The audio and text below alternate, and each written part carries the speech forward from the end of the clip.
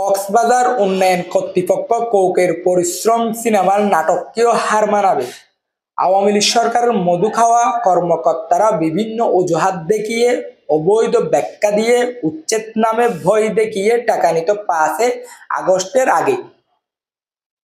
ছাত্র জনতার পরিবর্তনের পরপর নীরব ছিল কয়েক মাস। বর্তমানেও একই অবস্থা তাদের কর্মকাণ্ড। গত কিছুদিন আগে তাদের নাকের গোড়ায় অর্থাৎ সাংস্কৃতিক কেন্দ্র সংলগ্ন এলাকায় প্রতিনিয়ত অবৈধ ভবন নির্মাণ কাজ মহা উৎসব চললেও তাদের পক্ষ থেকে কোনো অভিযান দেখা যায়নি। ওই অবৈধ ভবন নির্মাণ কাজ শেষ হলে হঠাৎ করে চিহ্নিত করে একটি সাজানো গুছানো নির্মাণাধীন ভবনকে অবৈধ ব্যাখ্যা দিয়ে উচ্ছেদ করা হলো। আশেপাশের ব্যবসায়ী ও স্থানীয়রা বলে অবৈধ ব্যাখ্যা দিয়ে উচ্ছেদ করা হলো, কিন্তু তার আশেপাশে 10-15টি অবৈধ ভবনের কাজ চলমান রয়েছে। তাদের বিরুদ্ধে কোনো ব্যবস্থা নেয়নি উন্নয়ন কর্তৃপক্ষ এই সংস্থাটি। এই বিষয় নিয়ে ছাত্র জনতা ও কক্সবাজারের স্থানীয়রা কি বলে তা জানাবো আমি মোহাম্মদ আবাইদুল্লাহ। উন্নয়ন কর্তৃপক্ষ কক্সবাজারে প্রতিষ্ঠা হওয়ার পর থেকে আমাদের সাধারণ মানুষ এবং সচেতন মহল এবং সারা কক্সবাজারবাসীর একটা আশা আকাঙ্ক্ষা ছিল এখানে পরিকল্পিত উন্নয়ন হবে। কিন্তু প্রতিষ্ঠিত হওয়ার পর থেকে একের পর এক চেয়ারম্যান বদলেছি, অফিসটা সুন্দরছি, কিন্তু তাদের যে মাস্টার প্ল্যানিং, এই প্ল্যানিংটার যথেষ্ট গরমিল আছে এবং সমন্বয়হীনতার মাধ্যমে এই প্ল্যানিংটা করা হয়েছে।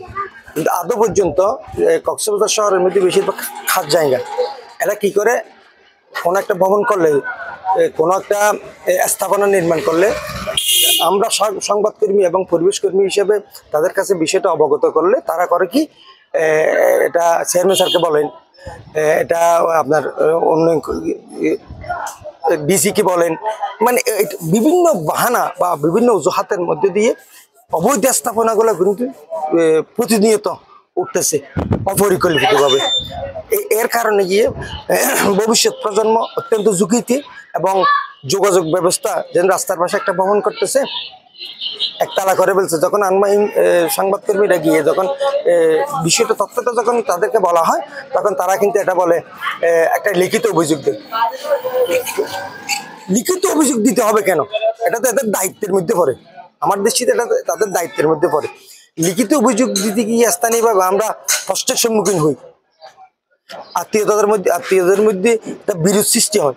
আমার কথা হচ্ছে যে যেখানে অনিয়ম, যেখানে নিয়ম মানা হচ্ছে না সেখানেই তাদেরকে সরাসরি গিয়ে ইনফরমেশন পাওয়ার সাথে সাথে গিয়ে তাদেরকে আইনগত ব্যবস্থা নেওয়া, কিন্তু এ পর্যন্ত আমরা এটা দেখলাম না।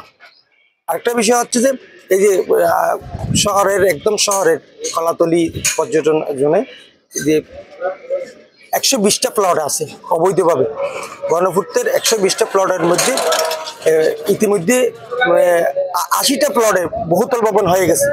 তো মাঝে মাঝে যখন সংবাদকর্মীরা সংবাদ প্রকাশ করে তখন তারা গিয়ে ফষ্টবিদ্যা একটা অভিযান চালিয়ে আসে। ভবন হওয়ার পরে তারা গিয়ে এটা ভাঙচুর করে। তা ভাঙচুর করার সময় এখানে কিন্তু স্বজনপ্রীতি করা হয়। এখানে যেটা ভাঙার দরকার নির্মাণ করার সময় তারা কিন্তু ভাঙে, তখন পুরোটা নির্মাণ হয়ে যাওয়ার পরে। এটা একটা অর্থের অপচয় এবং এটাই যে দেশের সম্পদের অপচয়। বিষয়টা আমি নতুন চেয়ারম্যান মহোদয়কে দৃষ্টি আকর্ষণ করব এবং সংশ্লিষ্ট কর্তৃপক্ষের দৃষ্টি আকর্ষণ করব যে অবৈধ স্থাপনা নির্মাণ হওয়ার সাথে সাথে যদি এটা অবৈধ হয় এটাকে উচ্ছেদ করা হোক, এটা আইনগত ব্যবস্থা নেওয়া হোক। ধন্যবাদ। কিছুদিন আগে যে ভবনটি উচ্ছেদ করা হয়েছে, ভেঙে দেওয়া হয়েছে, এর আশেপাশে 20 থেকে 30টির অধিক এরকম ভবন রয়েছে, এখানে কেন হাত দেয়নি? এটা নিয়ে আপনার মন্তব্য কি? আমি যতটুকু জানি এটা আসলে রাজনৈতিক কোনো ইস্যু হতে পারে।